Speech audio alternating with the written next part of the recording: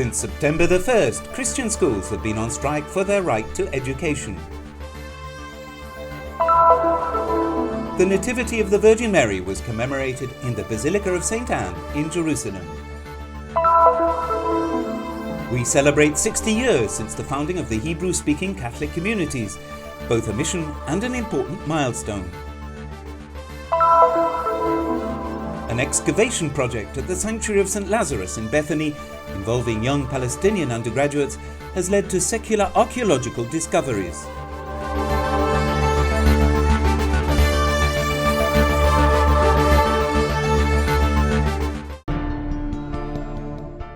Christian schools in Israel did not open their doors this year.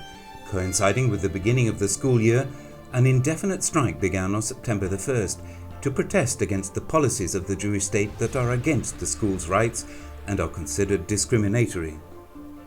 The first day of September is a day of celebration for us and for all the schools in Israel. I always enjoyed the arrival of the first graders to school. Their entrance into the classroom was full of excitement. We made all of the preparations for this first day of school, but unfortunately this time we had to forbid their entry as well as the celebration of this important day. The budget restrictions imposed upon us by the government are at the root of this protest. This is a dispute that has lasted for years, after the public funds rapidly decreased by 45%, forcing schools to increase student tuition fees. We are defending the rights of Arab, Christians, Muslim and Druze children who attend our schools.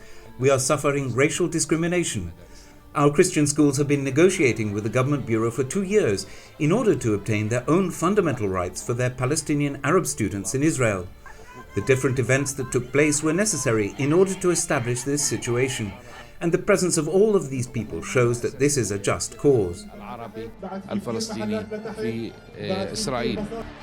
Christian schools that hold the status of approved but not public receive about 33,000 students every year, who attend 47 institutions and provide education to the Arab minority in Israel, including Christians and non-Christians. Most of these schools were already active before the foundation of the State of Israel, and in the quality rankings assigned by the Ministry of Education, they are considered some of the best in the country. Private Christian schools have a great impact on our society and on Israeli society in general. We are talking about well-established schools with graduates who work within the social fabric, occupying high-level positions.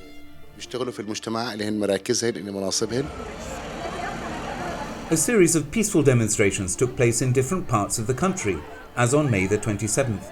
From Nazareth to Haifa, via Ramleh, the protest reached the Holy City, where hundreds of protesters coming from all over the country in 110 buses gathered outside the Ministry of Education building. We are here to speak our mind because this is a democratic state and we are asking them to listen to us. Today I came here to protest with my son for a fundamental right that is education. Why is this a fair request? The people who spoke today know that what we are demanding is just. We demand justice and equality. The problem is that there is a law in Israel that should be applied, but it is not. The law in Israel must support Christian schools, paying all the costs of their students. Our schools are religious, and they exist since the creation of the State of Israel. And we do follow the law. Our request is that the law be applied. We are not asking for help, for any privileges, nor are we asking for mercy, but we insist on the fact that there is a law and it must be applied to everyone. The negative outcome of the meeting that took place in the office of the Israeli Prime Minister on September the 9th was announced by representatives of the Christian schools in the press conference held the same afternoon at the Christian Media Center, in the presence of the church authorities and many local and foreign newspapers. The offers placed on the negotiating table by the Jewish state, which are to compensate the families with 5% and to allow schools to request a greater contribution from them, which are the original reasons for the strike, were considered unacceptable. Abbiamo deciso di continuare il nostro sciopero aperto We decided to continue our strike to achieve the requests of the students and those of our schools. They are entitled, their parents pay taxes, they have the right to receive a good education from the schools. We will continue to support them till they will attain their demands, so that the ministry understands that there are 33,000 students who need to be attending school after 9 days of being on strike. Finché anche il Ministero capisce che questi sono 33.000 studenti che hanno bisogno di essere nelle scuole attualmente, dopo 9 giorni di sciopero. It is really sad that the results of the negotiations between private Catholic schools and different ministries, finance, education, Prime Minister office, failed today. It means what? It means that our schools have to continue the strike. And this will be against the interests of the teachers, of the students, 33,000, and of the parents. A series of peaceful protests will therefore be undertaken in order to bring the problem of the Christian schools to the attention of public opinion.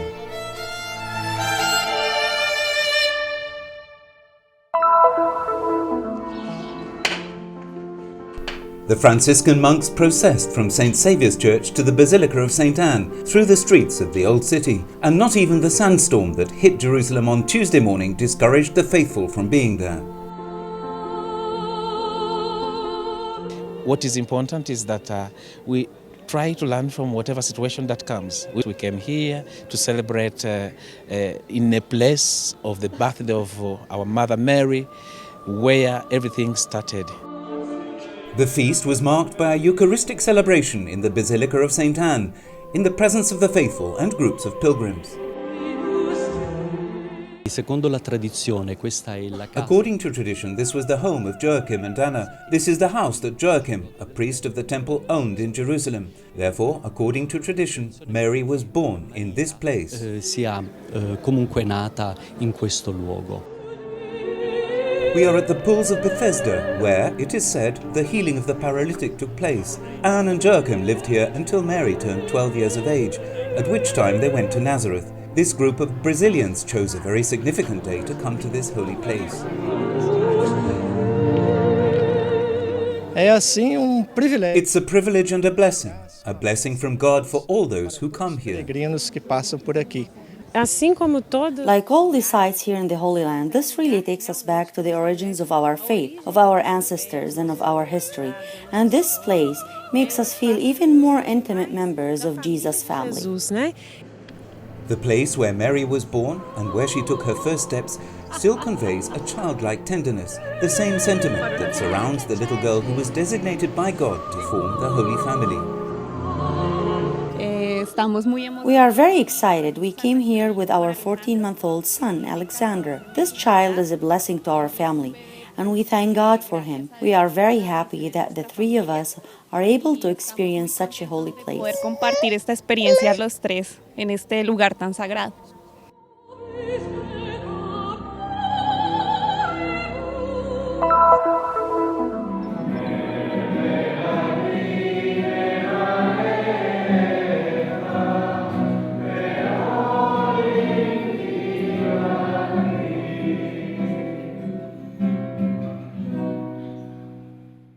We are celebrating this year 60 years since the establishment of the work of St. James, which was the beginning of the Hebrew-speaking communities, Catholic communities in Israel.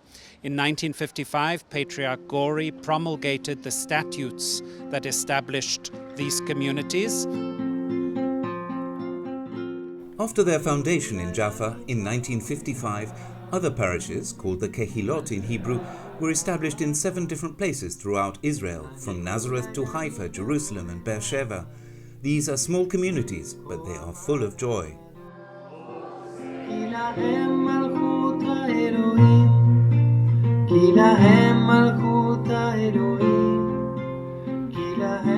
Being believers in Jesus, living in the heart of Jewish society and in the local church, being an open community that welcomes everyone and passes on the faith to new generations.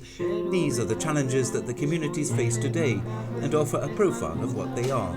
This is their mission, and this is where they are heading. It was very important for me to find something that could begin to be a church, to be in brotherhood with the Jewish people, which we are a part of. Little by little, I have seen how it has unfolded. 60 years of joy, suffering, love for others and sharing. A joy that has gone beyond the country's borders. We are celebrating with a lot of joy for all the gifts that God has given us. And one of the gifts that we received was an apostolic blessing from Pope Francis sent to us in a letter written by Cardinal Pietro Parolin, the Secretary of State, in which the Pope congratulates us, says that he is praying with us, and asks that we further develop our mission so that we can become an instrument for peace and dialogue within the society in which we live, and so a real year of celebration.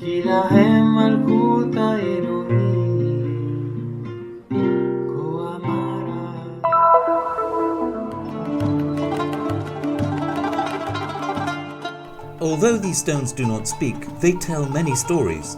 Millennia of cultures, customs and popular traditions can be discovered in these seemingly unimportant fragments. However, for those who can dig into the past, an unknown wealth can be found here. At the sanctuary of St. Lazarus in Bethany, a project has been trying to unravel some of the mysteries of this place. What we want as association, as non-governmental association, with the support of the custody of the Holy Land, was to enlarge and make it better the visit of pilgrim and in the Holy Land, to understand why this place is so important. We are near the tomb of Lazarus, and so it's such an important place for Christianity. One of the discoveries was made in the room located above Lazarus's tomb. Archaeologists believe that this may have been a church around the year 1200, but research in the field should continue in order to reveal further findings. We working stratigraphy in the soil. We found three eras also, starting Crusader and Ayyubid and Mamluk and Ottoman period. But really, it's very important to know where is it, where everything. For example, the tower, where is it exactly? Okay, we have a part from this tower. Really, we need more excavation in order to see the information about the sites. The project involves the collaboration of the Custody of the Holy Land, Al-Quds University, the Terra Sancta Association and the Mosaic Center of Jericho. The treasurer of the Custody of the Holy Land points out that this is a project that also involves the local youth. Il bello di questo progetto che The nice thing about this project is that the young Palestinians are the ones who excavate. They are the ones who work here. And this is really something new, because a lot of people come here to visit the holy sites from all over the world, but the Palestinians don't often visit them. I am very pleased to see the local youth participating in this effort. Sono stato contento a vedere i giovani palestinesi a fare questo lavoro. And they acknowledge that this opportunity will be an incentive for the career path that they intend to follow.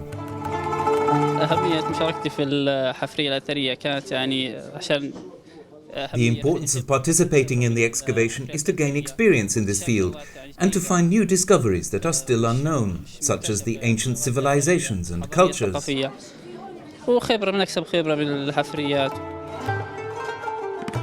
The project is also a joint effort of students from Al-Quds University in Jerusalem. So while learning about history, Christians and Muslims are building a life together in harmony.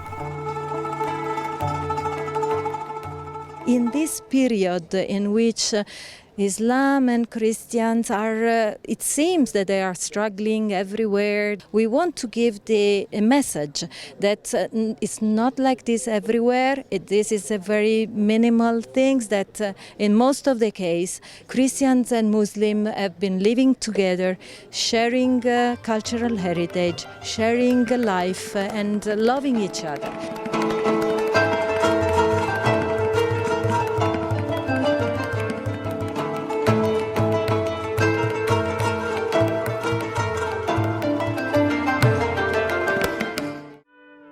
Terra Santa News is a production of the Christian Media Center in Jerusalem, Holy Land.